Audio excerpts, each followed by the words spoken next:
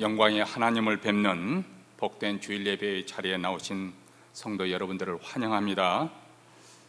이제 2022년 3월 달 첫 번째 주일 예배인데, 오는 화요일에는 저희 교회에서 제90회 북가주 정기노회, 미주 한인 예수교 장로회 북가주 정기노회가 저희 교회 본교회에서 열리게 됩니다. 순조롭게 또 은혜롭게 잘 진행될 수 있도록 위에서 기도해 주시면 감사하겠습니다. 오늘은 저희 교회 타경철 목사님께서 오셔서 또 주일 예배 말씀을 전해주고 계십니다. 또 은혜롭게 사역 잘 마치고 또 한국에 들어가실 수 있도록 위에서 기도해 주시면 감사하겠습니다. 이제 사도신경으로 우리의 신앙을 하나님 앞에 고백하심으로 주일 예배 하나님께 드립니다.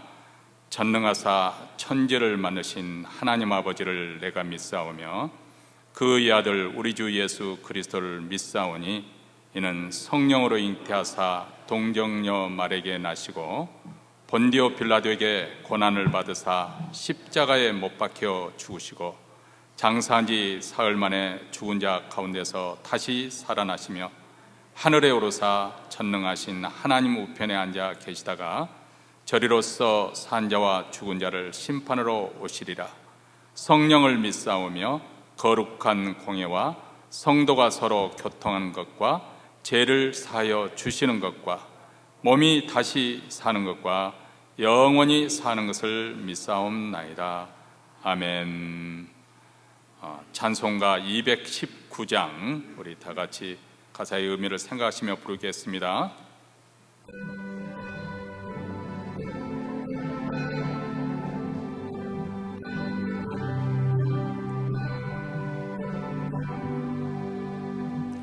주의 음성을 내가 들으니 사랑하는 말일세.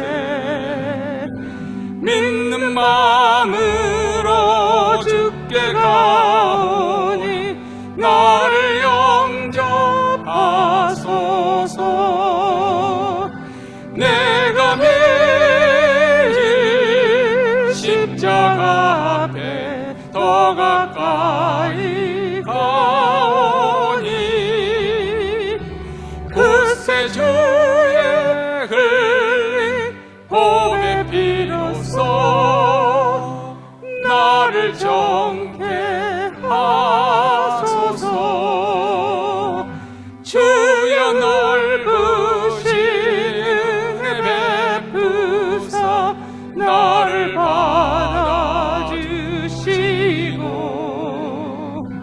나의 품은 뜻 주의 뜻같이 되게 하여 주소서. 내가 매일 십자가 앞에 더 가까이 가오니 주세 주의 흘린 봄의 비로소 나를 정케 하소서. 주의 보좌로 나갈 때에 어찌하니 기쁠까. 주의 얼굴을 항상 배우니 더욱 친근합니다. 내가 매일 십자가 앞에 더 가까이 가오니 그새 주의 흘린 봄의 비로소 나를 정케 하소서. 우리 구주의 넓은 사랑을 증량할 자 없으며 주가 주시는 참된 기쁨도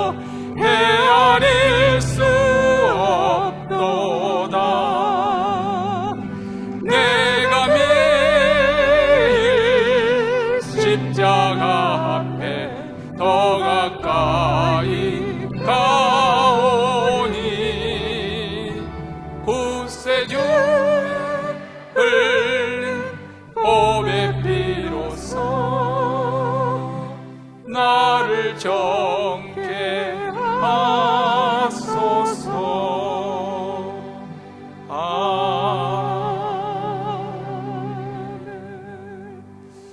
이 시간 우리 합심해서 하나님 앞에 기도할 때 먼저 오늘 예배 가운데 우리 하나님의 영광이 나타나서 하나님의 임재를 생생하게 경험하는 주일 예배가 이루어질 수 있도록 몬트리에 있는 모든 교회들, 특히 우리 한인교회에 이런 하나님의 영광이 나타나는 주일 예배가 이루어지기를, 그래서 하나님을 만나고 돌아갈 수 있는 그런 영광스러운 예배가 이루어지기를 위해서 기도하십시다. 두 번째로는 하나님께서 하나님의 교회에 회개와 부흥의 역사가 일어나기를 위해서, 그래서 복음이 중단되지 않냐고 더욱더 힘있게 주의 나라를 확장시켜 나갈 수 있도록 주여 우리의 마음을 녹여주시고 부드럽게 하여 주셔서 겸손하게 하나님 앞에 나가며 우리 하나님 은혜만 간구하는 귀한 교회가 되게 하시고, 또 가난한 심령에 우리 하나님께 성령의 기름을 부어주셔서 부흥이 크게 임하기를 원합니다. 이런 놀라운 부흥이 우리 교회, 또 몬트리에 지역에, 또 미국에, 한국 땅에, 전 세계에 일어날 수 있도록 코비드에서 위축당하지 않고 복음이 중단되지 않고 더욱더 힘있게 역사할 수 있도록 위해서 기도하십시다. 마지막 세 번째로는 우리 자신의 필요를 놓고 영적으로 필요한 것, 또 물질적으로 필요한 것, 또 우리 가정, 우리 자녀, 우리 장래 소원하는 것, 또 우리 가운데 또 아프신 분들, 또 병석에 누워 계신 분들, 또 바깥 출입이 어려운 여러 성도들을 위해서 치유와 회복의 역사가 임하기를 위해서, 또 공경 가운데 있는 그런 가정에 우리 하나님 도우셔서 믿음으로 잘 극복해 갈 수 있도록 이렇게 축복하면서 우리 합심해서 통성으로 이 시간 다 함께 기도하겠습니다. 자비로우시고 은혜로우신 하나님 아버지, 감사합니다. 오늘도 복된 주일을 맞이하여 사랑하는 성도들 주의 이름을 부르며 하나님께 영광 돌려드리며 주님 앞에 나왔습니다. 그리스도의 피를 힘입어 은혜의 보좌 앞에 나왔사오니 주여 우리를 불쌍히 여겨주셔서 우리 죄에서 돌이키게 하시고 하나님의 영광을 뵙는 그런 축복된 주일 예배가 되어지기를 원합니다. 하나님의 영광이 빛이 비춤으로 우리 하나님의 어미로우심과 의로우심과 거룩하심에 아버지 앞에 압도되고 하나님의 귀한 빛에 사로잡히는 주일 예배가 되기를 원합니다. 몬테네는 모든 교회들, 특별히 우리 한인교회 주여 주님의 임재가 생생하게 느껴지는 주일 예배가 이루어지도록 주여 축복하여 주시옵소서. 하나님의 영광이 나타나는 주일 예배가 되어지기를 간절히 원합니다. 하나님 아버지, 특별히 교회에 아버지며 회개와 부흥의 역사가 임하기를 원합니다. 코로나 팬데믹 우리의 불신앙과 불순종의 죄를 주여 주께서 돌이키며 회개하게 하시고 겸허하게 하나님의 은혜만을 붙들게 하여 주셔서 복음이 중단되지 않냐고 더욱더 힘있게 능력있게 권세있게 증거되고 전파될 수 있도록 하나님의 나라가 아버지 확장될 수 있도록 주여 부흥을 주시옵소서. 회개의 영으로 역사하여 주셔서 우리의 메마른 심령에 아버지 하나님의 성령의 기름을 물붓듯이 부어주시기를 간절히 원하고 기도합니다. 오늘도 아버지 하나님의 교회에 나오면서 간절히 소원하는 기도 제목을 주께서 들으셔 응답하여 주셔서 가정마다 아버지 자녀들을 위해서 아버지 축복하며 기도합니다. 우리의 장래 소원한 바를 주께 아뢰며 기도합니다. 병든 성도들 아버지 치유되는 역사가 임하기를 원합니다. 잠이 관리된 병자를 고치신 우리 하나님, 문둥병자를 고치신 하나님, 눈먼저를 눈뜨게 하신 우리 하나님, 내가 원하는 깨끗함을 받으라 아버지 순식간에 나왔던 것처럼 아버지 하나님의 즉각 일어나가 아버지 걸어가는 것처럼 하나님의 능력의 역사, 치유의 역사, 회복의 역사, 바깥 출입이 어려운 아버지 사랑하는 성도들 위로하시고 공부하시고 새로운 힘을 주시옵시고 특별히 공간과 한강 가운데 있는 성도들, 공경에 빠지는 성도들 믿음으로 잘 아버지 극복하고 승리할 수 있도록 우리 하나님이 예배를 통해서 새로운 능력, 회복의 역사가 나타나게 하여 주시옵기를 간절히 원하고 기도하니 주여 주께서 복을 주시옵소서. 치유의 능력, 은혜의 능력이 나타나게 하여 주시옵소서. 하나님의 권세가 나타나는 주일 예배가 되게 하여 주시옵기를 간절히 원하고 기도하옵나이다.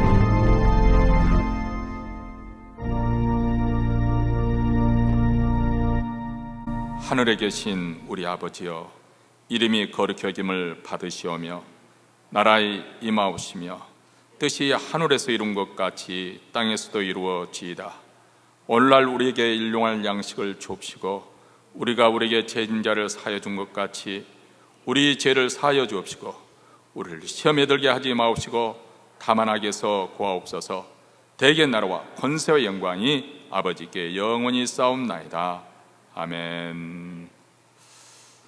하나님 말씀은 요엘 2장 13절 말씀입니다. 구약성경 요엘서 2장 13절 말씀 우리 다 같이 한 목소리 읽겠습니다. 너희는 옷을 찢지 말고 마음을 찢고 너희 하나님 여호와께로 돌아올지어다. 그는 은혜로우시며 자비로우시며 노하기를 더디하시며 인애가 거시사 뜻을 돌이켜 재앙을 내리지 아니하시나니. 아멘. 우리 타경철 목사님은 이전에 저희 교회에 방문하신 적이 있어서 아마 성도 여러분들이 기억하고 계실 거라고 생각이 되어집니다. 서울에서 뉴 제너레이션 교회를 개척하셔서 지금까지 사역해 오셨고 또 책도 이렇게 써낼 만큼 아주 여러 책을 써낼 만큼 활발하게 사역을 해 오셨습니다. 미국 방문 때 저희 교회 또 방문해 주셨는데 오늘 하나님의 말씀 계속되어야 할 종교 계획이라는 제목으로 우리에게 또 하나님 말씀 전해 주시겠습니다. 안녕하세요. 예, 우리 인사 좀 멋있게 다시 한번 안녕하세요. 예, 이번에 할렐루야로 같이 한번 인사했으면 좋겠습니다. 할렐루야. 예, 우리가 살아가면서 신앙생활 하는 게 뭐냐? 명확하게 규정하고 정의를 내려야 돼요. 나한테 신앙생활이 뭐냐? What is my faith life? 나에게 신앙생활이 뭐냐? 자, 우리 다 같이 따라합니다. 신앙생활은 가장 큰 행복입니다. 왜 그럴까요? 왜 그럴까요? 아주 간단해요. 예수님이 내 마음의 주인이시기 때문에 그래요. 내가 왜 신앙생활 하는데 불행하냐? 내 감정이 나의 주인이어서 그래요. 쾌락이 나의 주인이어서 그래요. 돈이 나의 주인이어서 그래요. 명예가, 인기가, 재미가, 즐거움이 나의 주인이어서 그래요. 오늘날 이 시대에 내 마음속에 있어야 할 개혁이 있습니다. 중세 시대에 마틴 루터가 종교개혁을 일으켰는데 그 종교개혁 말고 내게 있어야 될 종교개혁이 뭐냐? 이걸 좀 오늘 생각해 봤으면 좋겠습니다. 우리가 좀 먼저 궁금증을 가져야 되는 게 있는데요. 중세시대 천년을 소위 암흑시대라고 합니다. 자, 중세시대, 유럽의 중세시대가 어떤 때입니까? 신본주의라고 해요. 신본주의. 소위 말하면 카톨릭이 전체를 지배하고 장악하고 있던 무소불위의 권력을 가지고 있던 그런 시대였어요. 그런 시대가 왜 그런 시대가 이상하게 왜 암흑기라고 불릴까? 왜 그럴까요? 절대 권력은 반드시 부패합니다. 내 맘대로 하고 내 멋대로 할 수 있다. 그것은 반드시 타락하게 된다는 걸 의미해요. 교회에서도 마찬가지고요, 가정에서도 마찬가지입니다. 절대 권력은 어떻게 된다? 부패한다. 서양 사상의 두 중심축이 있습니다. 뭐냐 하면 하나는 헬레니즘이고 다른 하나는 헤브라이즘이에요. 자, 헬레니즘이 뭡니까? 원래는 헬레니즘이었어요. 헬레니즘이 뭐냐 하면 그냥 사람을 중심으로 모든 걸 생각하는 거예요. 사람이 주인이고. 그래서 그리스 로마 시대 계속 인본주의였어요. 그런데 로마의 국교가 기독교가 되면서 신본주의가 됩니다. 그 다음부터 암흑기가 시작이 돼요. 왜 그러냐? 종교인들이, 사제들이 모든 권력을 장악하고 법 위에 군림하고 있었고, 더 심각한 것, 가장 큰 문제가 뭔지 아세요? 가장 큰 문제가 뭔지 아세요? 사제들이 성경 위에 군림하고 있었기 때문이에요. 그건 신본주의가 아니에요. 진짜 심각한 인본주의예요. 최악의 인본주의예요. 사실 중세 암흑기가 왜 암흑기냐? 최악의 인본주의 시대였기 때문이라는 사실을 우리가 잊어버리지 말아야 합니다. 그런데 피렌체에서 르네상스 운동이 일어나고 이게 뭔가 잘못됐다라는 인본주의 운동이 다시 일어나기 시작합니다. 그러면서 인간의 그 이성이 회복을 합니다. 뭐가 잘못되고 그리고 뭐가 옳은지를 다시 판단하기 시작합니다. 그 인식이 확산이 되는데 그 당시의 지식인들은요, 천주교가 잘못됐다는 것을 다 알고 있었어요. 그런데 문제는 뭡니까? 워낙 천주교가 권력을 가지고 있으니까 아무도 말을 못하고 있는 거예요. 그런데 마르틴 루터가 천주교가 잘못됐다는 것을 공포하고 공언하고 강력하게 주장을 합니다. 그러면 천주교에서 그 다음에 어떻게 하려고 할까요? 마르틴 루터를 죽이려고 하겠죠. 우리가 교회사에 대해서 좀 잘못 알고 있는 게 있어요. 내 지식적인 기독교에 대해서 내가 좀 개혁을 해야 될 거 있다는 거예요. 지적인 개혁이 있어야 된다는 거예요. 우리가 지금 알고 있는 교회사는 어떻습니까? 우리가 알고 있는 교회사, 자, 예수님께서 이 땅에 오셔서 복음을 전하셨어요. 그래서 예수님께서 12제자를 삼으시고 12제자를 통해서 복음이 확산이 됩니다. 그래서 복음이 점점 확산이 돼서 어떻게 됩니까? 카톨릭 교회가 된다라고 얘기해요. 그런데 카톨릭 교회가 부패했죠. 부패해서 종교개혁을 일으켜서 그 다음에 어떻게 됩니까? 천주교에서 기독교가 파생되었다라고 이렇게 말을 합니다. 이게 맞을까요? 완전히 잘못된 생각이에요. 완전히 잘못된 지식이에요. 기독교는 절대로 천주교에서 나온 게 아닙니다. 무슨 천주교는 큰아버지 집이고 기독교는 작은 집이다, 이런 식으로 제가 어렸을 때 가르쳤어요. 제가 교회사를 배워보니까요, 아니에요. 완전히 잘못된 상식이에요. 그럼 어떻게 된 걸까요? 자, 예수님께서 이 땅에 오셔서 12제자를 삼으시고 12제자를 중심으로 복음화돼서 각각 여러 곳에 회당을 중심으로, 가정을 중심으로 교회가 생겨나기 시작합니다.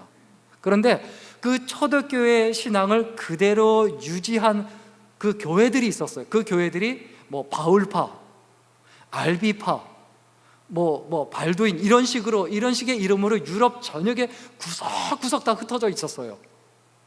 실제로 교회에서 학자들이 그걸 찾아가면서 그 흔적을 다 찾아냈어요. 그런데 천주교가 그 당시 권력을 갖고 있으니까 어떻게 했느냐? 초대교회 전통을 지키고 신앙생활하는 사람들을 박해를 합니다. 그리고 어떻게 하느냐? 마니교라는 이단 프레임을 씌워요. 이거는 이단이다. 실제 이단이 있었는데 지금으로 말하면 신천지라든지 이런 이단이 있잖아요. 그런 거하고 정통 오리지널 정말 제대로 신앙생활하는 교회를 같이 묶어서 이단이라고 밟아버린 거예요. 그리고 박해를 하고 사정없이 죽이는 거예요. 그리고 마녀로 이렇게 부르고, 그래서 그 당시에 실제로 어떻게 됐냐면 그 기독교가 박해받으면서도 끝까지 지하교회에서 신앙생활하고, 천주교 박해받으면서도 신앙생활에서 기독교인들이 계속 있었습니다. 면면이 이어져 왔어요. 그런데 종교개혁이 일어나서 어떻게 된 것이냐? 종교개혁이 일어나서 천주교와 기독교로 구분이 된 거예요. 쉽게 얘기하면 천주교는 성경 위에 자기들의 권위가 있어요. 그런데 원래 성경은 그렇지 않지 않습니까? 외경을 받아들이지 않고, 그리고 성경을 최고의 권위로 여기는 초대교회 신앙을 끝까지 지키는 사람들이 있었는데, 루터가 종교개혁을 일으킴으로 그 초대교회 신앙을 고수한 그 사람들과 그리고 그 교회들과 천주교회가 구분이 된 겁니다. 그래서 천주교회와 기독교로 구분이 된 것이지 기독교가 절대로 천주교회에서 파생된 것이 아니다.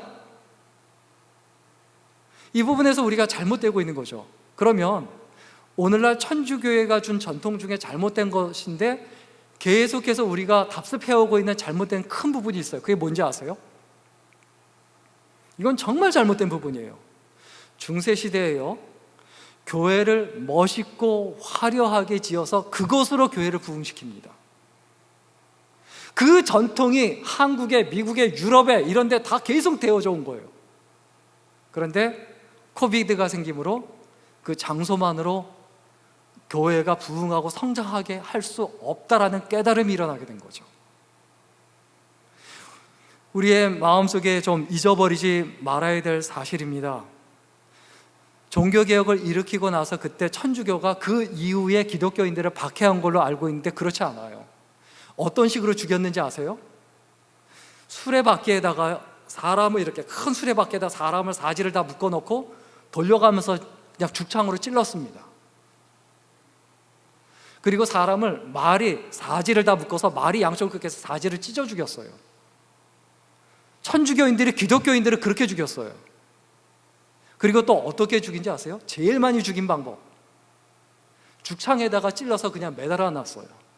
그리고 거기에 불을 질러 버리고, 얼마나 하나님의 이름으로 얼마나 잔인하게 기독교인들을 죽이고 핍박했는지 몰라요. 제가 기독교의 역사를 공부하면서 야, 어떻게 하나님을 믿는다고 하는 사람들이, 왜 사제라고 하는 사람들이 왜 이렇게 사람을 죽이고 왜 이렇게 하는가? 이건 진짜 잘못된 것이다. 더 무슨 히틀러 이상으로 더 잔인하게 핍박을 하고 죽였어요. 그게 기독교의 역사입니다. 다시 말씀드리지만 절대로 기독교는 천주교에서 파생된 것이 아니고, 여기 앉아있는 저와 여러분들은, 우리들은 초대교회의 전통을 끊임없이 끝까지 지켜온, 생명을 걸고 지켜온 그 명맥을 이어가고 있는 중이다. 이것을 잊지 마시기를 주의 이름으로 간절히 축원합니다. 아멘이 좀 작으신 것 같은데, 주의 이름으로 축원합니다. 자, 우리가 또 꼭 기억해야 될 게 있습니다. 저는 오늘 이 사실을 정말 말씀드리고 싶었어요. 설교라기보다는 기독교에 대해서 좀 알려드리고 싶다, 이런 마음으로 오늘 왔는데, 교회의 시작이요, 마치 한국 최초의 그 순교한 선교사는 토마스 선교사고, 그 다음에 복음을 전하기 시작한 선교사가 언더우드와 아펜젤러라고 이야기합니다. 그런데 언더우드와 아펜젤러가 한국에 와서 깜짝 놀란 게 있었어요. 이미 한국에요, 교회가 세워져 있었고 복음이 많이 확산돼 있었어요. 그래서 언더우드와 아펜젤러가 뭐라고 말했냐 하면, 우리는 복음의 씨앗을 뿌리러 온 것이 아니라 거두러 왔다라고 표현했어요. 그러면 한국 최초로 세워진 교회가 언제 세워졌냐? 1883년에 황해도 설해라는 교회에서 설해교회가 제일 처음 세워졌어요. 그리고 2년 후에, 설해교회가 세워진 2년 후에 언더우드와 아펜젤러 선교사가 옵니다.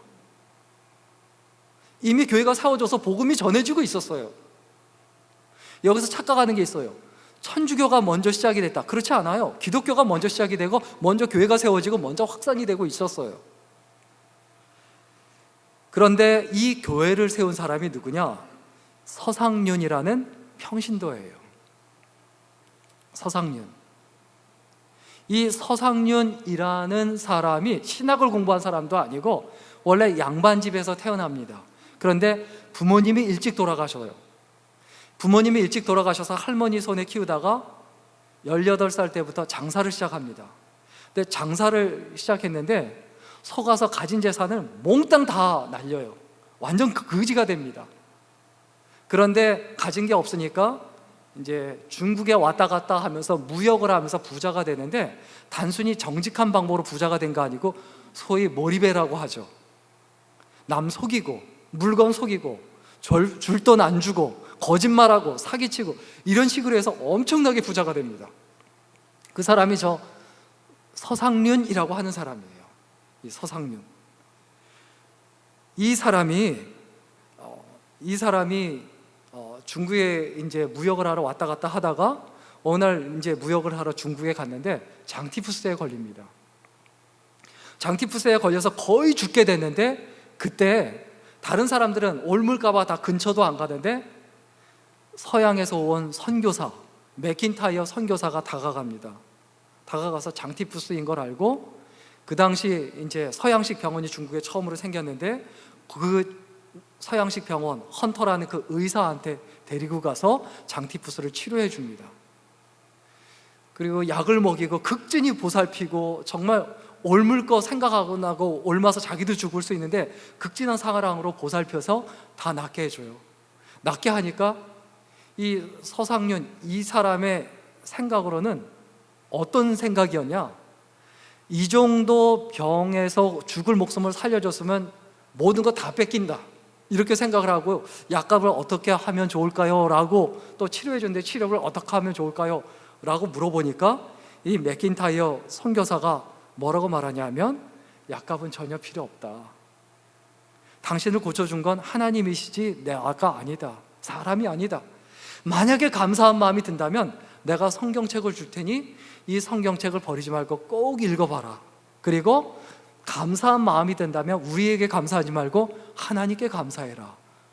그래서 그 성경책을 줍니다. 그래서 성경책 한 권 들고 조선으로 돌아와요. 한국으로 돌아와요. 돌아왔는데 그 성경책을 차마 버리지 못하고 그래도 읽으라고 했으니까 예의상 읽기 시작했어요. 근데 읽자마자 한 달 동안 성경 외에는 아무것도, 읽는 거 외에는 아무것도 할 수 없더래요. 계속 읽다가 모든 걸 다 포기하고 모든 걸 내려놓고 다시 맥킨타이어 선교사를 만나러 장사하러 간 게 아니고 다시 맥킨타이어 선교사를 만나러 무작정 갑니다. 근데 맥킨타이어 선교사는 이미 영국으로 다시 돌아갔고 그 다음에 그 로스라는 선교사가 선교를 하고 있는데 그 사람에게 세례를 받고 세례 교인이 되고 완전히 변화됩니다. 그래서 자기 사비를 들여서 성경을 번역을 하고 그 성경책을 가지고 한국에 몰래 가지고 들어옵니다. 근데 그게 성경책이 걸려서 다 불태워 없어지고 10권 정도만 남겨서 들어오는데 한국에 들어와서 혼자 조용히 복음을 전해서 복음화해서 세운 교회가 1880년에 세워진 교회가 바로 소래교회입니다. 이 소래교회가 이렇게 세워지고 이제 복음을 확산시키는데 구석구석 곳곳에 전국으로 계속 소위 매서인, 권서인이라고 해서 쪽복음을 들고 다니면서 복음을 전하는 사람들이 있었어요. 이 사람들이 각지로 다니면서 복음을 전했습니다. 이 서상윤 이분도 그렇게 복음을 전했는데 그러다가 한국의 경기도 용인이라는 곳에 용인에 가서 복음을 전했는데 거기에 복음을 받아들인 사람 중에 소요한 장로 이분이 그 복음을 받아들여요. 그리고 이분도 어렸을 때 부모님이 여의고 나서 남의 집 종살이를 하던 사람이에요. 워낙 성실하고 워낙 정직하고 워낙 믿을 만한 사람이었기 때문에 이 소요한 장로를 자기 대릴사위로 그 집에서 삼으려고 했어요. 그런데 딱 하나 마음에 안 드는 게 있었어요. 그게 뭐냐면 주일날 교회 가는 거예요. 교회 가지 말아라, 교회 가지 말아라 그렇게 얘기하는데도 계속 교회 갑니다. 그러면서 내가 일요일은, 주일은 교회를 가야 되니까 주일은 나한테 품삯을 주지 마십시오, 이걸 빼고 나한테 주십시오, 이렇게까지 얘기를 했는데 어느 날 일하고 돌아와 보니까 교회에서 좀 달려가고 성경책하고 이런 것들을 주인이 싹 다 불태워버렸어요. 거기서 너무 화가 난 거죠. 이 소요한 장로의 그 원래 이름이 소훈식입니다. 그래서 이 소훈식이 너무 화가 나서 자기가 먹고 살기 어려움에도 불구하고 그냥 그 종살이 하던 그 집에서 나와서 고향으로 돌아가 버립니다. 그리고 이 집 저 집 해달라는 심부름하며 남의 집 해가며 살고 있는데 그 성실하게 예수 믿고 정말 술 담배 안 하고 도박 안 하고 정말 성실하게 정직하게 살아가고 예수를 잘 믿는다는 소문이 여러 사람들한테 퍼졌는데 어느 날 갑자기 그 당시 대한독립 운동을 하던 한국의 최고 인물 중에 한 분이죠. 최익현. 이 최익현의 그 사위 윤영채라는 분이 있는데 윤영채 씨가 찾아왔어요. 찾아와서 내 딸이 지금 17살인데 내 딸하고 결혼해달라. 그러니까 황당해하죠. 아니 나는 내세울 게 아무것도 없습니다. 남의 집 종살이 하는 사람입니다. 부모님도 안 계시고 아무것도 없습니다. 아니다. 너같이 예수 믿는 사람들이 내 딸하고 결혼해야 된다. 그거 하나만 보고 결혼을 시킵니다. 그리고 결혼을 해요. 그리고 거기서 그 아내가 이제 냉면 장사를 하면서 살았는데 그 남편이 27살에 장로가 됩니다. 교회 장로가 되니까 그때 장사하는 사람들에 대한 이미지가 굉장히 안 좋았어요. 그래서 내 남편이 장로인데 내가 가난하고 못 산다 할지라도 내가 장사하면서 살아갈 수 없다라고 해서 냉면 가게를 팔아버립니다. 그리고 그냥 복음을 전하는 데 집중을 하면서 그때 대한성서공회에서 이 서훈식 이 장로를, 서요한 장로를 결혼하자마자 자기가 결혼하면서 동시에 이름을 사도 요한처럼 살겠다는 의미로 서훈식에서 서요한으로 바꿉니다. 그래서 이 서훈식 장로가, 서요한 장로가 대한성서공회에서 권서인으로 임명을 받아요. 그 다음부터 어떻게 했는지 아세요? 아내가 그냥 여기저기 허드렛 일 하면서 살고 남편은 이 서요한 장로는 권서인이 됩니다. 권서인 중에 가장 많이 헌신하는, 복음을 가장 많이 전한 이런 어떤 권서인으로 이렇게 교회사에 자리매김하고 그렇게 평가되어 있습니다. 근데 그 당시 전국 각지 다니면서 강원도 거의 남부까지 걸어서 복음을 전한 거예요. 집에 한 번 나가면 적게는 일주일, 많으면 한 달 이상을 걸어서 복음을 전하는데 그 당시 신발이 뭐였습니까? 집신, 아니면 고무신이 있긴 있었지만 거의 집신이었죠. 조금만 걸으면 다 닳아 없어지는 거예요. 그래서 나중에는 아예 맨발로 다니면서 복음을 전했어요. 그래서 맨발로 다니다 보니까 어느 정도였냐, 그 발로 밤송이를 깔 정도로 굳은 살이 배겼다고 해요. 겨울에 동상 걸리고 배고프고 계속 굶고, 그리고 등에다가 괴짝을 메고, 그 당시 뭐 가벼운 가방이 있습니까? 괴짝에다가 성경책 쪽복음을 넣고 등에다 메고 이렇게 복음을 전하러 쪽복음 나눠주러 다니다 보니까 어떻게 될까요? 어깨에 굳은 살 베기고 등에 굳은 살 버기고, 그리고 어린 자녀들을 볼 수가 없었는데 막 한 달, 두 달, 석 달 만에 집에 들어가는데 이 서요한 장로님이 항상 부르는 찬송이 있어요. 삼천리반도 금수강산 하나님 주신 동산. 이게 다른 교회, 한국에 있는 교회 이 찬양 부르면 같이 막 따라 부르는데 별로 안 부르시나 보죠? 그래서 이 서요한 장로가 항상 어디 다니면서 이 찬양을 부르는 거예요. 그러면 이 찬양 소리가 부르면서 집에 들어오면 그 자녀들이 아빠다, 아빠 왔다 하면서 그 찬양 소리 듣고 막 달려나가서 아빠를 껴안고 뽀뽀하고 난리가 나는 거예요. 그분이 서요한 장로님이에요. 20년 동안 자기 재산 뭐고 신경 쓸 거 없이 집이 너무 가난하고 뭐 어렵게 살아도 복음을 전하기 위해서 모든 것을 다 바칩니다. 그런데 그렇게 했기 때문에 한국에 교회가 세워진 거예요. 우리의 마음속에 잊어버리지 말아야 돼요. 한국 교회가 그냥 세워진 게 아니에요. 그런 분들의 희생과 헌신과 각오와 결심, 미친 듯이 복음을 그분들이 그렇게 전했기 때문에 한국 교회가 세워진 거예요. 그냥 세워진 게 아니에요. 그런데 우리는 너무 편하게 예수 믿어요. 너무 쉽게 예수 믿어요. 너무 쉽게 복음을 들어요. 서상윤 씨가 무슨 주석이 있었습니까? 무슨 설교를 들었습니까? 성경 66권이 다 있었습니까? 그냥 쪽복음 하나 들고 그 은혜에 감사해서, 하나님의 은혜에 감사해서 조금이라도 보답하는 마음으로 성경을 읽기 시작한 거 그거밖에 없어요. 그게 복음이에요. 어떤 보상을 기대하고 그렇게 복음을 전했습니까? 그냥 있는 그대로, 그냥 예수 그리스도를 마음속에 받아들이고 그냥 복음 하나 그거 붙잡고, 자기 아이들 얼마나 잘 키우고 싶습니까? 호의호식하며 얼마나 잘 먹이고 싶습니까? 그런데 복음을 위해서 제자들처럼, 12사도처럼 사도 베드로가 예수님의 부름을 받고 자기 가정이고 자기 배고 모든 거 다 내려놓고 복음을 전하기 위해서 예수님을 따라 나섰던 것처럼 서상윤이, 그리고 서요한 장로가 그렇게 복음을 전했기 때문에 한국 교회가 세워진 거예요.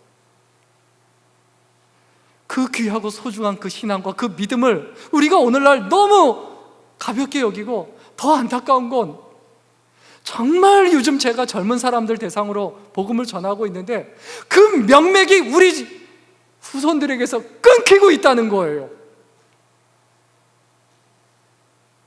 내 신앙이, 내 믿음이 전해지지 않으면 이게 무슨 소용이 있습니까? 성경은 원래 어떤 책입니까? 듣기 위한 책이에요. 읽기 위한 책이 아니에요. 듣기 위한 책이에요. 성경은 원래 어떤 책이라고요? 듣기 위한 책. 해석하기 위한 책이 아니에요. 말씀 그대로 듣기 위한 책이에요. 성경은 또한 원래 어떤 책인지 아세요? 외우기 위한 책이에요. 글자가 없던 시절에 복음이 어떻게 전해졌습니까? 아담부터 모세까지 성경을 다 외웠어요. 두들겨 패고 때려서라도 외우게 했어요. 문설주에 붙이고 이마에 붙이고라도 외우게 했어요. 왜 외우게 했습니까? 네가 이 말씀을 외우지 않으면 나에게서 하나님 말씀이 끝이 난다. 목숨 걸고 하나님 말씀을 외우게 했어요. 그래서 성경을 끊임없이 외우게 합니다. 하나님 말씀을 해석하려고 이해 안 된다고 이해하려고 하지 마시고요, 외우셔야 돼요. 성경 구절 외우셔야 돼요. 찬송가 외우셔야 돼요. 외우지 않고, 성경 찬송 외우지 않고 어떻게 내가 신앙생활합니까? 일상생활에서 어떻게 내가 주님과 동행합니까? 내가 일하다가도 내가 제대로 기도하고 제대로 신앙생활을 하려면 다 외워야 되지 않습니까? 요즘에 성경 구절 너무 안 외워요.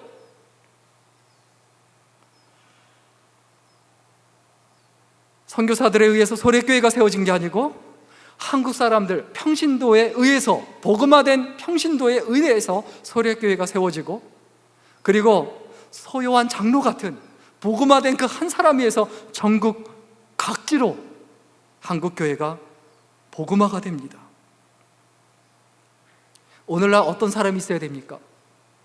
이러한 권선이 있어야 되는데, 그 다음에 1960년대, 70년대가 돼서 또 교회가 부흥한 계기가 있습니다. 뭔지 아세요? 전도부인이에요. 전도부인. 감리교회에서요, 남편들은 나가서 일하고 아내들은 집안일 빨리 해놓고 교회에 와서 모였다가 기도하고 복음을 전하러 나갑니다. 똑같이 하얀색 위아래 옷 입고 복음을 전하러 갑니다. 쪽복음 나눠줍니다. 예수 믿고 천당 가세요. 이 책 읽어보세요. 그 전도 부인들에 의해서 교회가 급격하게 부흥합니다. 저희 어머니도 여전사님이었는데, 여전사님들이 그 당시 옛날에 어떻게 옷을 입었습니까? 위에 하얀 저고리, 밑에 까만 치마. 저희 어머니가 그 옷 입고 이렇게 다니면서 복음을 전하러 다니는데, 제 어머니가 그 옷을 입고 나타나면 그렇게 창피할 수가 없었어요. 그래서 피해 다녔어요. 지금은 부끄러운 일이죠. 그런데 그분들이 정말 목숨을 걸고 정말 생명을 걸고 복음을 전해서 한국교회가 부흥한 거예요. 그분들이 교회에서 사례를 받았습니까? 전혀 아니에요. 한국교회가 누구에 의해서 세워졌느냐? 평신도들에 의해서 세워졌어요. 그런데 오늘날 한국교회가 무엇으로 자꾸 교회를 부흥시키려고 합니까? 교회 건물, 목사의 설교. 잘못된 생각이에요. 그거는 옛날에 중세시대의 암흑기에 천주교에서 내려오던 전통이지, 그건 기독교가 아니에요. 그건 교회가 아니에요. 진짜 교회가 부흥하고 성장한 때 언제냐? 평신도들이 살아서 복음화돼서 일생 동안 삶에서, 평소의 삶 속에서 복음을 전하려고 목숨을 걸고 살아갈 때, 그때 복음이 전해졌다는 사실을 우리가 절대로 잊지 말아야 되죠. 오늘날 권서인, 매서인, 쪽복음을 판다는 의미로 매서인이었고, 근데 실제로 판 것이 아니라 권하고 나눠줬기 때문에 권서인이라고 했죠. 공식적인 명칭은 매서인이에요. 그러나 실제적인 활동은 권서인이죠. 성경책을 권한다. 오늘날 권서인이 있습니까? 한국에요, 80년대, 90년대 또 이어서 계속 부흥을 합니다. 그때 교회마다 부흥한 특징이 있어요. 권서인, 매서인 의해서 복음화되던 시절, 전도 부인에 의해서 복음화되던 시절, 그 다음에 이어서 복음화되던 시절, 어떤 특징이 있는지 아세요? 교회마다 전도왕이 있었어요. 전도왕. 한 명이요, 한 분이 20명, 30명이 아니라요, 수백 명, 수천 명, 수만 명을 전도했어요. 인천의 주한장로교회 같은 데도 한 분이 수만 명을 전도했다고 해요. 그런데 오늘날 교회에 전도왕이 있습니까? 전도에 미쳐있는 그 분이 있어서 그분을 중심으로 그 본이 돼서 그냥 뭐 목사님 설교 잘하고 얼굴도 장생기고 아주 그냥 재밌게 설교하는 목회자가 오면은 교회가 부흥한다. 그게 교회 부흥일까요? 그거 아니에요. 복음은 어떤 겁니까?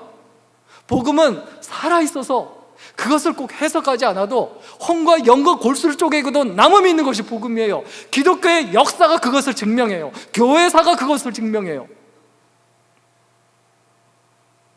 무엇보다도 우리의 머릿속에 기독교에 대한, 성경에 대한, 교회에 대한 잘못된 지식을, 하나님에 대한 잘못된 지식을 개혁해야 합니다. 호세아서 4장 6절 말씀 제가 읽어드리겠습니다. 우리 같이 읽겠습니다. 호세아서 4장 6절 말씀, 우리 파워포인트 보면서 읽으실 수 있는 분은 같이 읽겠습니다. 시작. 내 백성이 지식이 없으므로 망하는도다. 네가 지식을 버렸으니 나도 너를 버려 내 제사장이 되지 못하게 할 것이요, 네가 내 하나님의 율법을 잊었으니 나도 네 자녀들을 잊어버리리라. 내 백성이 뭐가 없어서 망한다고요? 지식이 없어서 망한다. 여기서 지식은 어떤 겁니까? 주워 들은 거 말고 내 거 해야 돼요. 내가 만난 하나님, 내가 믿은 하나님, 하나님이 나를 어떻게 변화시켰고 내 가정을 어떻게 변화시켰고 내 삶에서 어떻게 역사하셨는지 그 하나님에 대한 지식, 주워 들은 지식 말고요, 습관적으로 교회 왔다 갔다 하고 그냥 눈으로 본 이런 지식 말고요, 내 삶 속에 살아 역사하는 하나님에 대한 지식, 그 지식이 있냐는 거예요. 정확하게 얘기하면 간증이 있냐는 거예요. 예수 믿는 사람은요, 자식에게 말해줄, 자녀에게 말해줄 간증이 있어야 돼요. 다른 성도님들에게 말해줄 간증이 있어야 돼요. 내 삶이 이렇게 변했다, 내가 이런 사람이 이렇게 됐다, 그래서 내가 이렇게 살아간다. 내가 살아가는 모습조차 다른 사람에게 간증거리가 돼야 돼요. 저 사람이 저렇게 바뀌었어? 저 사람이 저렇게 변했어? 그런데 나에게 역사하신, 내 삶에 역사하신 하나님에 대한 지식이 없어요. 그 지식이 없으므로 망한다. 어떻게 망합니까? 네가 나에 대한 지식을 버렸으니 나도 너를 버려 뭐가 되지 못하게 하겠다? 더 이상 제사장이 되지 못하게 하겠다. 복음을 전하지 못하게 하겠다. 교회를 책임지지 못하게 하겠다. 왜? 네가 나를 잊었기 때문이다.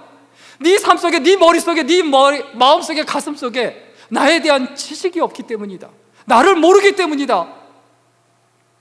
이스라엘 백성들이 광야에서 우상 숭배하면서요, 자기들이 하나님을 버렸다고 절대 생각하지 않았습니다.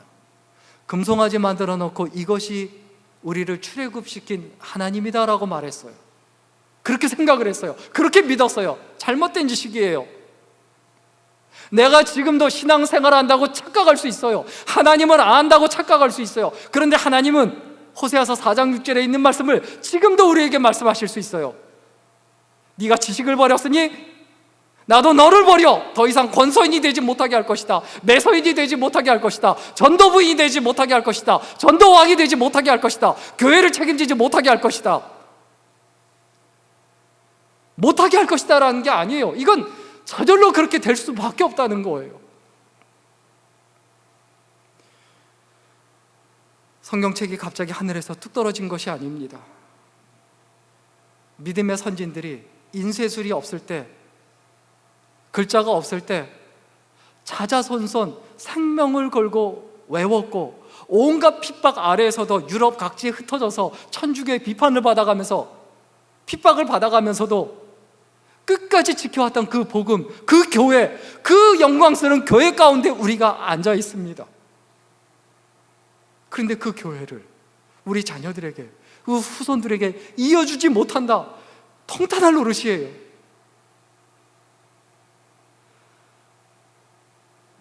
요즘 젊은 세대를 잘 이해를 해야 합니다. 너무 달라요. MZ세대라고 하죠. 밀레니얼 세대하고 G세대라고 하죠. 1980년대 이후에 태어난 세대. 생각과 마인드가 너무 달라요. 제가요, 지방에 있는 어느 교회에 설교하러 가서요, 성경책을 안 들고 이렇게 아이패드만 들고 갔더니 저보고 저건 목사가 아니라고 그래요, 저한테요. 아니, 이 안에 성경책이고 뭐 찬송가가 다 있거든요. 근데 성경책을 들고 다녀야지만이 목사라고 얘기를 해요. 아니, 성경책에 그런 말이 어디 있습니까? 제가 성경책 안 들고 다니고 아이패드 들고 다니면 저희가 목사가 아닙니까? 신앙이 없는 사람이고 믿음이 없는 사람일까요? 그분들이 성경책 이렇게 거룩하게 들고 다니고 이렇게 들고 다니면 대단한 분이고 아주 멋있는 분이고, 우리의 마음속에 좀 기억했으면 좋겠습니다. 내 지식에 개혁이 있어야 된다. 내가 생각하는 것. 그리고요, 우리의 삶 속에 또 어떤 개혁이 있어야 되느냐? 정적인 개혁이 있어야 돼요. 내 마음의 개혁. 쉽게 얘기하면 내가 좋아하는 것. 요엘서 2장 13절입니다. 요엘서 2장 13절 우리 같이 읽겠습니다. 요엘서 2장 13절 같이 읽겠습니다. 시작. 너희는 옷을 찢지 말고 마음을 찢고 너희 하나님 여호와께로 돌아올지어다.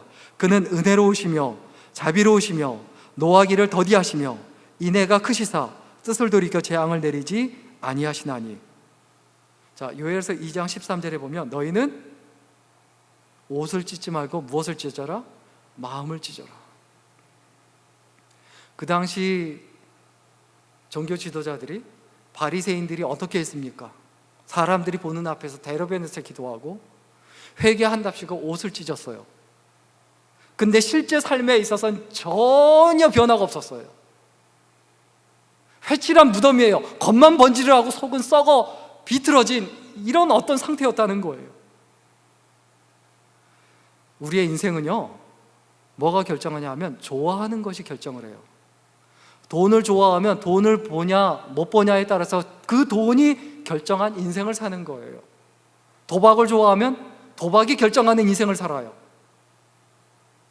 사람은 좋아하는 것을 따라가게 돼 있거든요. 그런데요, 예수 믿는 사람은 무엇을 따라가야 됩니까? 무엇을 좋아해야 됩니까? 예수님이지 않습니까? 예수님이 결정해 주시는 인생을 살아야 되죠. 하나님이 결정해 주시는 인생을 살아야 되죠. 그런데 내가 좋아하는 것에 푹 빠져 살아가는 거예요. 내가 좋아하는 것에 미쳐서 살아가는 거예요.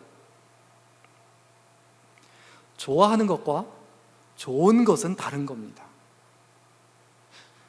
좋아하는 것, likeableness하고 goodness하고 좋은 것, 이건 다른 거예요. 근데 우리는 생각합니다. 내가 좋아하는 것이 좋은 것으로 착각을 해요. 어느 목사님 설교가 굉장히 좋고 재밌어요. 야, 그 목사님 설교 잘해. 와, 좋아. 근데 그게 진짜 복음일까요? 내가 진짜 성경책 읽고 내가 하나님 앞에 1대1로 독대하는 그 신앙을 갖고 있느냐 없느냐, 이건 너무 중요해요. 교회 와서 예배 드리는 건요, 그냥 내가 하나님 앞에 드린 시간이에요. 그런데 예배 시간을 무엇으로 판단하니까? 내가 좋았다 안 좋았다. 예배 시간에 내가 좋았다 안 좋았다는 빼버려야 돼요. 왜? 하나님께 드린 시간이잖아요. 내가 교회에 헌금을 했으면 하나님 뜻대로 쓰여지는 것에 만족하고 내 손을 떠난 것인데, 이렇게 쓰여야 되고 저렇게 쓰여야 되고, 예배 시간에 대해서도 마찬가지예요. 무슨 얘기입니까? 정적인 개혁, 내 마음의 개혁이 있어야 될 뿐만이 아니라 영적인 개혁이 있어야 돼요. 예배의 개혁. 자, 우리 요한복음 4장 23절 24절 같이 봤으면 좋겠습니다. 우리 요한복음 4장 23절 24절 같이 읽겠습니다. 시작. 아버지께 참되게 예배하는 자들은 영과 진리로 예배할 때가 오나니 곧 이때라. 아버지께서는 자기에게 이렇게 예배하는 자들을 찾으시느니라. 하나님은 영이시니 예배하는 자가 영과 진리로 예배할지니라. 우리가 예배 드리는 데 있어서요, 우리는 예배 장소가 너무 중요하고 목회자의 설교도 너무 중요해요. 옳은 게 아닙니다. 예배 시간은 그냥 내가 하나님께 드린 시간이에요. 내 시간이 아니에요. 그런데 예배 시간에 은혜 받았다? 그건 그냥 덤으로 얹어지는 거예요. 그런데 그것 때문에 좌지우지되면 안 된다는 거예요. 내 믿음과 내 신앙은 내가 지키는 거예요. 목회자가 지켜주는 게 아니에요. 부모님이 지켜주는 게 아니에요. 자녀들이 지켜주는 게 아니에요. 친구들이 지켜주는 게 아니에요. 내 믿음은 내가 지키는 것이다. 내 믿음을 내가 지킬 때 그것을 보고 다른 사람들이 본을 받습니다. 그런데 한국에서의 또 크리스천들, 한국 크리스천들의 전형적인 잘못된 부분들이 있어요. 집단 신앙에는 강해요. 같이 모여서 예배드리고, 같이 모여서 통성기도하고, 같이 모여서 성경 공부하고, 이건 너무 강하고 너무 잘해요. 그런데 지금은 그게 어려운 시대가 되죠. 이 코비드가 오므로 해서 어떻게 됩니까? 같이 모여서 예배드리기가 어려워져요. 예배 장소 좋다고 교인들이 몰려들고 이런 시대가 이제 끝났다는 거예요. 지금 뭐가 중요합니까? 그런 집단 신앙을 넘어서 개인 신앙이 강해져야 돼요. 아브라함과 이삭과 야곱처럼, 많은 믿음의 선배들처럼 하나님 앞에 서서 하나님 앞에 기도하고 하나님의 인도하심을 받고, 그리고 또 주의를 지켜서 함께 그 신앙을 가지고 함께 모이고, 그때 시너지 효과가 나타나는 거죠. 그런데 한국 사람들의 신앙은 어떻습니까? 신앙을 잃어버리고 일주일 내내 세상 사람들과 똑같이 살아가요. 복음 없이, 성경 없이, 기도 없이 똑같이 살아가다가 이리 치고 저리 치다가 주일날 교회에 와서 어떤 찬양합니까? 고통의 멍에 벗으려고, 이런 건 안 따라 하시는데요. 교회에 와서 고통의 멍에 벗으려고, 그래서 목회자의 설교가 좋고 찬양 들으면서 회복해요. 그리고 나선 딱 내려놓고 또 일주일 내내 낙담하고 낙심하고 이리 부딪히고 저리 깨지다가 교회에 와서 또 위로받고. 근데 문제는 뭡니까? 교회에도 갈등이 있는 거예요. 교회에 갈등이 있고 문제가 해결이 안 되는 거. 왜 그렇습니까? 평소에 우리가 신앙생활 안 해서 그래요. 평소에 내가 복음화되어 있어야 돼요. 평소에 내가 복음화되고 하나님 말씀 가운데 믿음으로 하나가 되는 훈련이 되어 있다면 쉽게 이해합니다. 쉽게 용서합니다. 쉽게 양보합니다. 쉽게 하나가 됩니다. 근데 그게 안 되는 거예요. 우리의 삶에 영적인 개혁이 있어야 되는데 우리가 또 착각하는 게 있어요. 옳은 말을 하는 것과 옳은 사람이 되는 것은 다른 거예요. 막 누구 욕을 하고 정치인 욕을 하고 목회자 욕을 하고 어느 장로님 욕을 하면서 본인이 옳은 사람이냐고 착각을 해요. 그건 착각입니다. 내가 먼저 옳게 살아가지 않으면, 복음화된 사람으로 살아가지 않으면 자기 스스로 하나님인 채 하는 것밖에 안 되는 거예요. 남을 정죄하고 비난하는 것밖에 안 되는 거예요. 옳은 말을 하려고만 하지 말고 옳은 사람이 되려고 해야 돼요. 옷을 찢지 말고 마음을 찢어서 우리가 가져야 될 마음이 있습니다. 그게 뭡니까? 축복하는 마음. 나로 인해서 당신이 복을 받기를 원합니다. 사랑하는 마음, 이해하는 마음, 용서하는 마음, 배려하는 마음. 그 무엇보다도 내가 그것을 가져야 되죠. 그것을 가지고 우리가 함께 모여서 예배드릴 때 그 예배가 강력해지는 거예요. 그 찬송이, 그 메시지가 강력해지는 거예요. 오늘 메시지 정리하고 마치겠습니다. 우리가 낚시를 하러 간다고 하면 내가 좋아하는 것을 가지고 가야 합니까? 물고기가 좋아하는 것을 가지고 가야 합니까? 나는 아이스크림을 좋아해요. 지렁이를 좋아하는 것은 내가 아니고 뭐죠? 물고기예요. 물고기는 지렁이를 좋아해요. 낚시를 갈 때 아이스크림을 가져가야 됩니까? 지렁이를 가지고 가야 됩니까? 당연히 지렁이를 가지고 가야 되죠. 내가 아이스크림 좋아한다고 아이스크림 가지고 가면 낚시를 못 합니다. 우리는 누굽니까? 사람을 낚는 어부예요. 그러면 내가 사람을 낚는 어부라는 복음화된 나의 정체성이 명확하고 분명해야 되죠. 이슬람 신자들은 오주 육신이라고 해서 하루에 5번씩 성지 메카를 향해서 혼자 예배 드리지 않으면 이슬람 신자가 아니라고 해요. 매일매일 하루 5번씩 혼자서라도 그렇게 예배를 드리면서 자신이 이슬람 신자라는 그 정체성을 확인합니다. 그런데 우리들은 어떻습니까? 주일날 교회도 온라인 예배 겨우 드리다가 그것조차도 안 해요. 크리스천으로서의 정체성이 유지가 될까요? 내가 예배 드리고 사회에 나가서 일터에서 직장에서 내 가정, 내 자녀들, 내 직장 동료들, 주위 사람들, 그 사람들에게 복음을 전하기 위해서 나아가고 있는지 가슴 깊이 손 얹고 생각해야 합니다. 그분들이 얼마나 있는가? 다른 게 문제가 아니에요. 그게 문제라는 거예요. 그러면 복음을 하기 위해서 내가 쪽복음만 들고 가면 됩니까?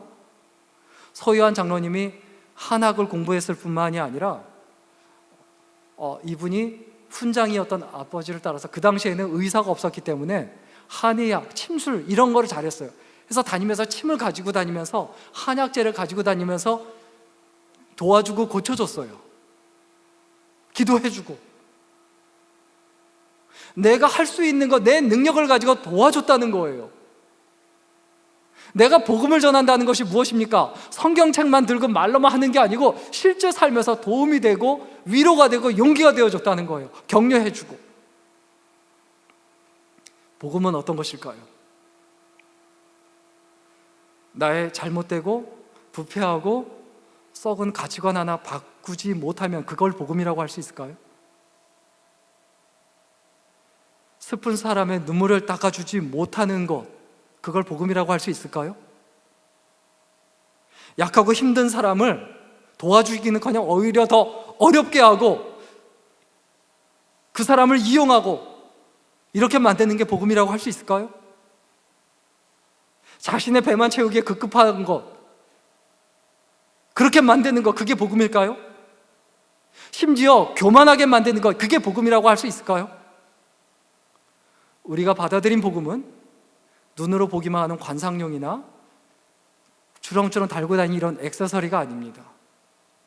우리가 받아들인 복음은 우리의 귀나 감정을 위한 것이 아니란 말입니다. 우리가 받아들인 복음은 배고픈 사람에게는 밥이 되고 절망에 빠진 사람에게 희망이 되고 살아갈 이유를 찾지 못하는 사람에게 살아갈 이유를 주는 것, 이것이 복음입니다. 그런데 이 복음은요, 진리예요. 진리는 변하지 않아요. 변하지 않는 복음, 진리를 받아들이면 그 진리는 우리에게 변화를 요구합니다. 그런데 내가 바뀌지 않으면 그 진리가 내 안에, 진리이신 예수께서 머물러 계실 수가 없어요. 내 안에 예수께서 계시지 않는다는 거예요.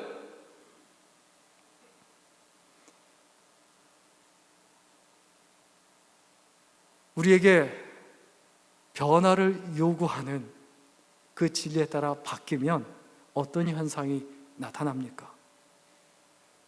복음에 미친 사람이 됩니다. 돈에 미쳤던 사람이, 쾌락에 미쳤던 사람이, 도박에 미쳤던 사람이, 마약에 미쳤던 사람이, 세상 재미, 인기에 미쳤던 사람이 복음에 미친 사람이 돼요. 복음에 미친 분들 한번 보세요. 설렙니다. 가슴이 뜁니다. 저도 어렸을 때부터 나이가 몇 살이든 그 복음에 미쳐서 살아가는 분들을 보면 너무 감동이 돼요. 너무 존경스러워요. 그런 분들과 진짜 함께하고 싶어요. 그런데 하나님의 마음은 어떨까요? 하나님 마음도 그러지 않으실까요? 신앙인이라고 하면서 여전히 다른 것에 관심을 가지고 다른 생각만 하는 그 모습을 보면 답답함을 넘어서 암울하죠. 깜깜하죠. 우리 결론적으로 우리의 마음속에 꼭 기억했으면 좋겠습니다. 다 같이 따라 했으면 좋겠습니다. 예수가 있는 마음마다 전도자이며 예수가 없는 마음마다 전도지입니다. 한 번 더 따라 했으면 좋겠습니다. 예수가 있는 마음마다 선교사이며 예수가 없는 마음마다 선교지입니다. 선교지와 전도지가 멀리 있는 거 아니에요. 그 마음속에 예수가 없는 그 모든 사람의 마음이 선교지고 전도지예요. 우리가 어떤 사람이 되어야 합니까? 어떤 사람이 되기를 결심하고 각오해야 됩니까? 하나님, 내가 이 시대의 권서인이 되게 하소서. 내가 이 시대의 전도부인이 되게 하소서. 내가 우리 교회의 전도왕이 되겠습니다. 초대교회 그 신앙, 복음 하나 붙잡고 다른 거 다 없어도 괜찮다. 교회에 이것저것 에어컨, 편한 의자, 이 많은 것들이 왜 필요합니까? 예수가 전부가 아니니까 그게 필요한 거예요. 예수가 전부가 아니니까 이런 조건 저런 조건 갖춰야 되고, 주일학교도 교회가 갖춰야 되고, 저런 것도 갖춰야 되고. 옛날에 주일학교가 어디 있었습니까? 자녀들 신앙교육은 부모님이, 그냥 집안에 있는 어른이 시키는 것이 기독교의 전통이지 주일학교 선생님이 시키는 게 절대 아니거든요. 저도 어떻게 보면 정착제자가 아닌 유랑제자로 살아가는 것 같습니다. 저희 집 아이들을 보지 못하고, 몇 년 동안 보지 못하고, 한국에서 복음을 전한다고 있으면서 몇 년 동안 보지 못하니까 큰아이가 교회를 아예 안 다니고 있어요. 너무 괴로운 거예요. 저희의 너무 간절하고 정말 소망, 어떻게 하면 좋겠나. 이런 기도 제목이지만 마음속에 믿는 것은 있습니다. 하나님께서 책임져 주실 것이다. 그래서 제가 지난주에 제 큰아들한테 이번에 이제 대학을 졸업하는데 부탁을 했어요. 부탁 하나만 하자. 내가 진짜 미안한데 네가 살아가고 학교를 다니고 하는데 서포트도 전혀 못 해줬고, 내가 너를 도와주지 못하고 함께하지 못해서 너무 미안하다. 그러나 하나만 부탁하자. 최소한 교회 나가서 예배는 들어주지 않겠니? 근데 거기서 뜻밖에도 정말 흔쾌히 예스라고 하더라고요. 근데 어제 이모한테 문자가 왔어요. maybe not이라고 얘기하더라고. 그러니까 밤새도록 저희 부부는 계속 기도를 했습니다. 하나님, 얘가 좀 어떻게 교회 좀 가게 해주세요. 갔는지 안 갔는지 모르겠습니다. 근데 우리가 하나님 앞에 믿어야 합니다. 기도하는 자의 자식은 절대 망하지 않는다. 하나님께서 책임져 주신다. 우리의 마음속에 내가 먼저 내 가정을 복음화하고, 직장 동료들, 우리가 일상 속에 만나는 그 사람들, 예수가 없는 그 모든 사람들이 내가 선교하고 전도해야 할 전도 대상이다. 이것을 반드시 잊지 말고 믿음으로 살아가고, 또 복음에 미친 사람으로 하루하루 생명 다하는 그날까지 살아가는 아름다운 하나님의 일꾼들이 될 수 있기를 주의 이름으로 간절히 축원합니다. 기도하겠습니다. 살아계신 하나님, 한 번밖에 없는 인생을 살면서 복음화하기 위해서 살아가지 못하고 늘 무엇을 먹을까, 무엇을 마실까 염려했던 순간들이 많았음을 고백합니다.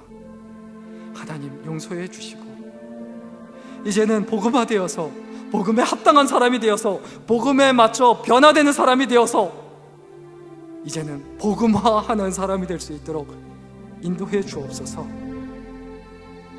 우리 주변에 예수 그리스도가 없어서 힘들어하고 힘겨워하는 많은 이들이 있습니다. 그 자녀들을 복음화할 수 있도록 우리들에게 힘을 주시고 용기를 주시고 지혜를 주시고 물질도 허락하시고 건강도 허락하시고 상황과 형편도 허락하셔서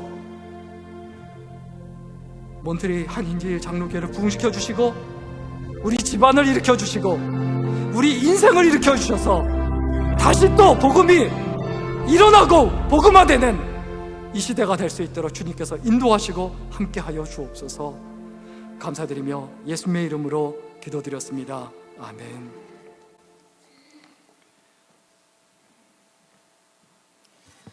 오늘 목사님 말씀을 통해서 우리에게 복음의 소중함을 다시 한번 각성시켜주는 그런 시간이 되었습니다. 사람은 쉽게 또 대가 없이 얻게 되면 그것을 당연하게 생각하게 되고 또 값없이 여기게 됩니다. 혹시 우리가 그렇게 복음을 여기면서 취급하지 않았을까, 복음의 소중함을 잊고 살지 않았을까 싶습니다.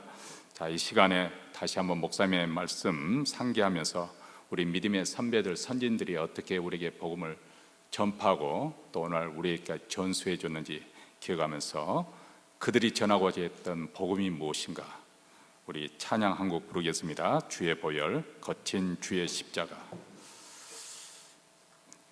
이 찬양을 마친 후에 우리 목사님 헌금 기도해 주시고 축도해 주시기 바랍니다.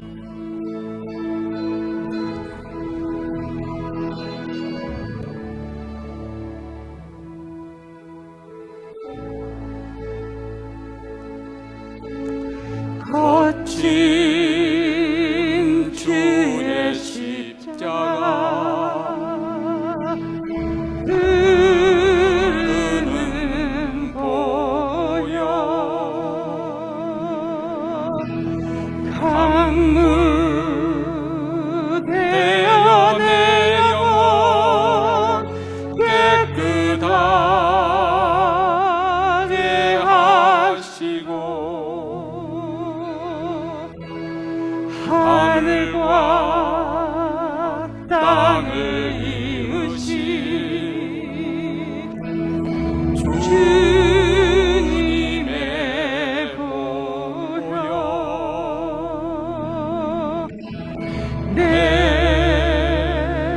평생의 자랑은 주의 십자가로다. 주의 보혈 흐르는데 믿고 뛰어나가 주의 은혜 내가 입어 깨끗하게 되었네. 거친 주의 십자가,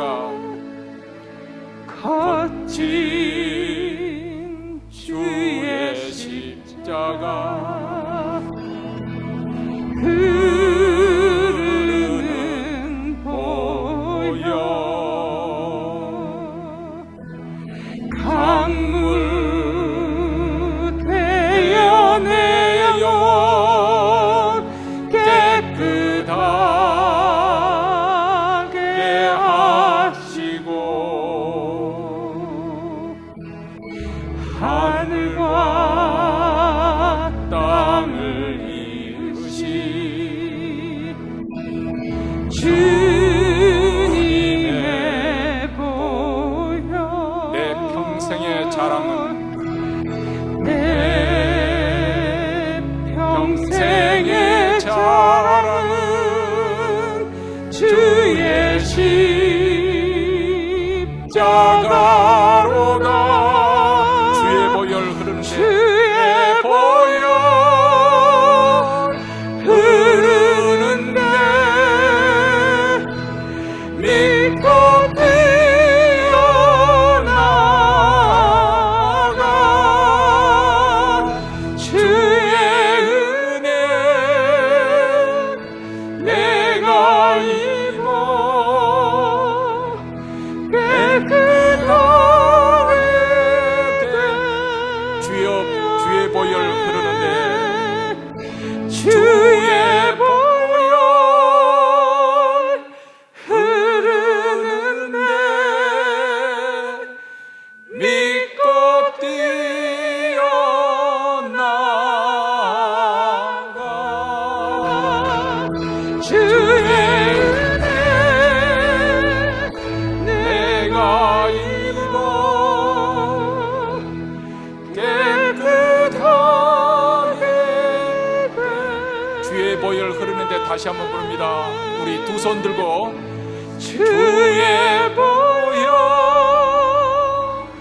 흐르는데 믿고 뛰어나가 믿고 뛰어나가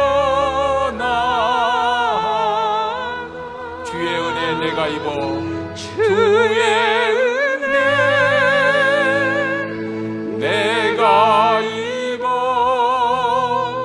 깨끗하게